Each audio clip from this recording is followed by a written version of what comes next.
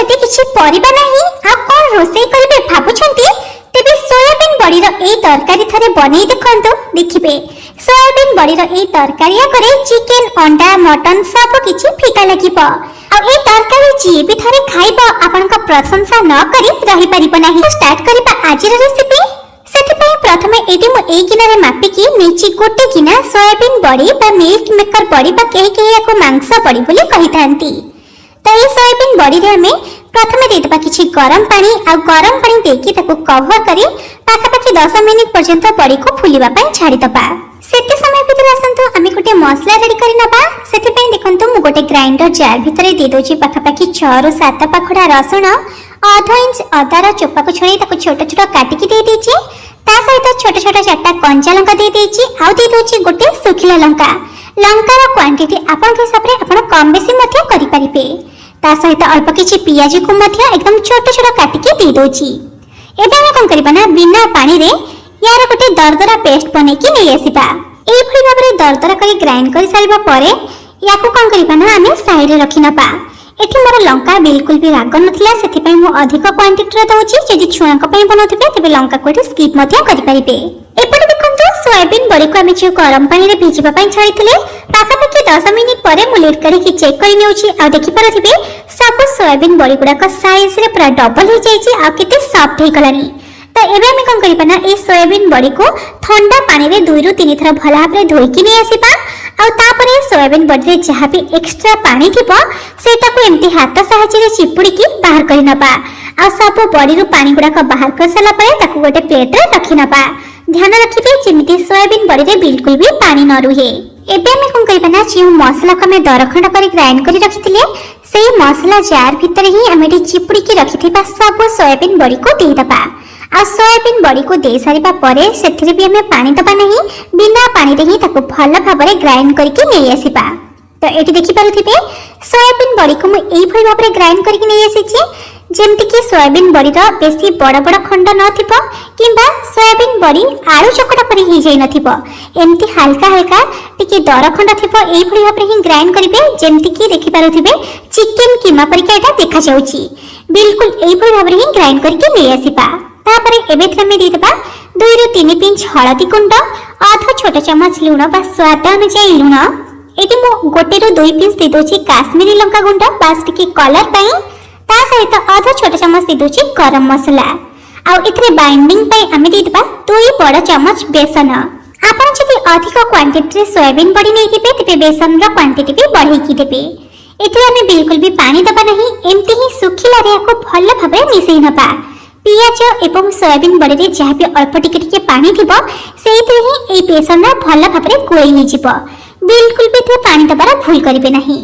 तै देखंतु एकम भल भाबरे मिसई नेछि तापर हम कोन करिबा ना हाथ रे ako एम्ति छोट छोट गोल शेप दे दबा जेमति कि हम गुलगुला बनै थाओ बिल्कुल सेमिति ही ako शेप दे दबा। एटी मो गोल शेप देउछि आपण चाहिले सिलिंडर शेप मध्ये देई परिबे किंबा बड़ा टाइप रो शेप मध्ये देई परिबे जेमिति का शेप आपन को पसंद सेमिति का शेप दे परिबे। किंतु ध्यान रखिबे यार साइज याठो बिल्कुल भी बेसी बड़ करिबे नाही नहले कोन बना जेतबे आकमे फ्राई करिबा तार भीतरटा कंचा रहि जिवो सेति पई याठो छोट कले चलिबो किंतु याठो बिल्कुल भी बड़ करिबे नाही। एटी देखंतु एई सेम प्रोसेस रे सब गुडा को मेंटी गोल शेप देकी रेडी करि नेछि। ताले एबे असंतु जिबा नेक्स्ट प्रोसेस को सेति पई देखंतु प्रथमे गोटे कड़ाई गरम करि नेछि आ कड़ाई रे देतबा किछि तेल को प्रथमे में मीडियम फ्लेम रे भल भाबरे गरम होबा पई छाडी दबा। तेल सेतबे हमर मीडियम गरम होई जिवो सेतबे हम एटी गड़ी के रखिथिबा सोयाबीन को दे दबा।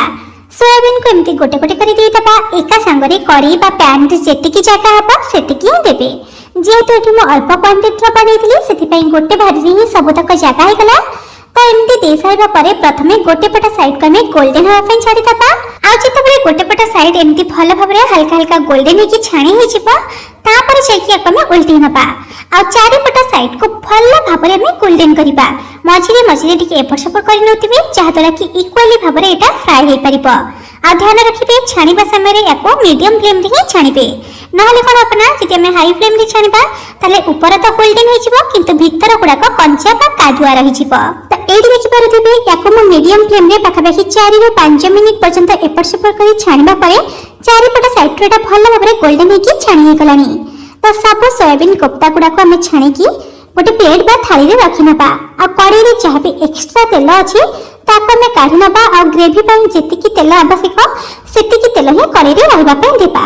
देखंतु एठी मैं एक्स्ट्रा तेल को बाहर कर नै छी बा काढ़ी नै छी आ जेतिकी ग्रेवी ପାଇଁ दरकार सेही तेल रे हम एथरे किछि गोटा मसला दे दबा। गोटा मसला रे गोटा जीरा सहित आपन बखरे जे कोनोसी गोटा मसला बा गरम मसला थिबो आपन सेटा को व्यवहार करि परिबे। गोटा मसला को हल्का टिके भाजी नबा तापर एठी म आ बाकी फाळे पियाज को एमती छोट छोट काटी के दे दोची। फाळे पियाज को म बाटी थिली ता दरदरा करे ग्राइंड करथिली आ फाळे पियाज को ग्रेवी रे दे दोची। तो पियाज को दे साला परे पियाज को हम भला भाबरे गोल्डन करके भाजी नबा।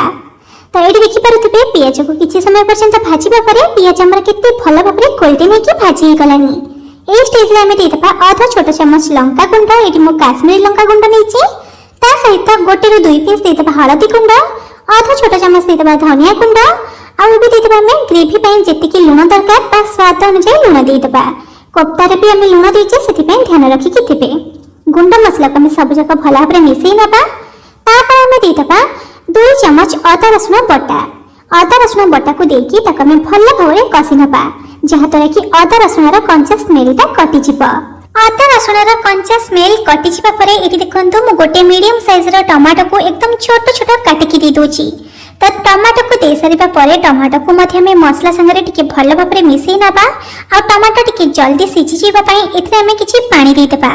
मो आधा गिना पाखापाखी पानी दे दोची आ पानी देकी ताको पुणी थरे भल भाबरे मिसै नबा आ तापरे कवर करके लो टू मीडियम फ्लेम रे 3 ରୁ 4 मिनिट पर्यंत मसला को कसेवा पई छाडी दबा। एडी देखंतु मसला को कसेबार पाखापाखी 5 मिनिट हेई गलानी। तो एडी मु लेट करके चेक करि नेउची आ देखि पारुथिबे मसला रा कलर केते सुंदर आसीची आ मसला पे हमरा तेल छाडी सल्लानी आ टमाटो भी हमरा भल भाबरे सिझी जाईची। तो ए स्टेज रे हम आधा छोटा चम्मच देबा कसूरी मेथी पत्र को देकी ताको भल भाबरे मिसै नबा आ मसला को हल्का टिके ड्राई होला पर्यंत भल भाबरे कसी नबा। मसला जेतबे ए भल भाबरे सुखिला है कि भल भाबरे कसी हिजिबो एथरे हम दे दबा आवश्यकता अनुसार पानी माने आपण जेतिकी ग्रेवी रखिबा को चाहथिबे सेही हिसाब रे पानी दे देबे। एटी मु गोटे ग्लास पाखापाखी पानी दे दोची आ पानी देकी को भल भाबरे मिसै नबा।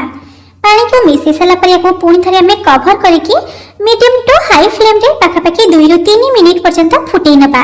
ध्यान रखिबे ग्रेवी को प्रथमे भल भाबरे फुटैबे तापर जे कि हम कोफ्ता को एथरे ऐड करबा काहेकि ना कोफ्ता को ऐड कर सारिया परे ताको बेस समय में फुटैबा नाही। तो एडी पाखापाखी 3 मिनिट पर्यंत ग्रेवी को फुटैबा परे देखि पारुथिबे ग्रेवी हमर टकमक की फुटिबा आरंभ होई गलानी आ तरकारी रा कलर मध्ये बहुत बढ़िया आसीची। ए स्टेज रे में देबा आधा छोटा चम्मच गरम मसाला आ ता सहित एटे में छाणी की रखिथिबा सोयाबीन बड़ी रा कोफ्ता को एमती दे दबा। कोफ्ता को दे सारिबा परे हमें गैस रा फ्लेम को एकदम लो फ्लेम रे रखिबा आ लो फ्लेम रे आको कवर करके पाखापाखी 5 मिनिट पर्यंत ग्रेवी सहित फुटिबा पई छाडी दबा। बिल्कुल भी याठ हो बेसी फुटेबे नहीं नहले कोफ्ता गुडा को ग्रेवी सहित फिटी जाई पारे। एडी देखंतु पाखापाखी 5 मिनिट परे मु लीड करके चेक करि नेउची आ देखि पारुथिबे कोफ्ता गुडा हमरा तरकारी सहित भला आपरे फुटी गलानी आ देखि पारुथिबे साइज रे मध्ये टिके बड़ा दिखा जाउची आ बहुत सॉफ्ट मध्ये हे गलानी। ग्रेवी रा कंसिस्टेंसी हमें एई भाबे रे रखिबा काहेकि ना जेहेतु हमें कोफ्ता रे बेसन ऐड करिचे सेति पई ग्रेवी ठंडा हे जिबा परे एटा आउटके बहलिया मध्ये होई जिबा। तो हमें गैस रा फ्लेम को ऑफ करके आपको एमती कवर करके 10 मिनिट पर्यंत सेमती ही छाडी दबा। 10 मिनिट पर जे कि सर्व करबा। तो देखि पारुथिबे टिके ठंडा हे गला परे एटी मो सर्व करि नेउची आ आगो अपेक्षा ग्रेवी हमर टिके बहलिया मध्ये होई गलानी। आहुरी बेसी ठंडा हेले आहुरी बेसी बहलिया मध्ये होई जिवो। सेति पई ग्रेवी रे टिके अधिक छोड़ रखी गैस रा फ्लेम को बंद करिबे। एमतिका सोयाबीन बड़ी रा कोफ्ता को आपण माने रोटी पराठा भात सबुथिरे खाई परिबे आ आपण चाहिले एथरे आलू को मध्य भाजी के ऐड करि परिबे। आलू सहित ए तरकारी खाइबा पे आहुरी बेसी स्वादिष्ट लागिबो। केबे आशा करिछि आज रा रेसिपीटी आपण मन को निश्चित भाबरे पसंद आसीतिबो। पसंद आसीथिले वीडियो को लाइक शेयर और चैनल को सब्सक्राइब करबा को बिल्कुल भी भूलंत नहीं। ताले जिबे रहूछि बाय। पुणी देखा एक नुआ रेसिपी सहित आ एक नया वीडियो।